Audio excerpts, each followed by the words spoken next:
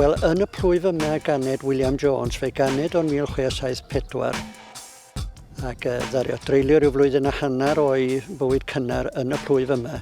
A dyn ddaru i rienio, godi ar adenydd a symud i bwyll Llanbabo. Wedyn yno y cafodd William Jones i addysg yn bennaf. Wedyn yn niwedd yr 1500 mi fudodd o i Lundan o llawer o Gymru'n cyrchu yno. Ac erbyn 1712 mi oedd o wedi coeddi i gyfrol gyntaf, rhyw lawlyfr oedd o ar forwriaeth.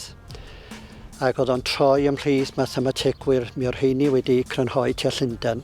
Wedyn yn y man mi ath o nerth i nerth, dangos i allu mewn mathemateg a dod yn gyfeillgar â phobl fel Halley a Newton a dod yn aelod o'r Gymdeithas Frenhinol, y Royal Society felly, ac fe oedd o'n islywydd y Gymdeithas arbennig honno.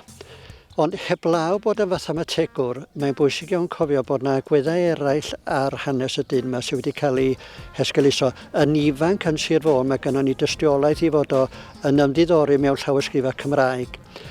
Yn ei henaint braidd, mi ddaru William Jones briodi cenhedlu 3 phlentyn, ac un o'r plant hynny, mi oedd hwnnw, mae hwnnw hefyd mae o'n ddyn byd enwog, Sir William Jones eto, yr un enwau dad, ac oedd hwnnw yn ieithegwr o fri ynte.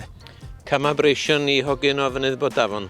Wel, mae'n anhygoel ynte, ond mae'n bwysig bod ni'n cofio hyn amdano, a da ni falch iawn bod yn cael sylw heddiw.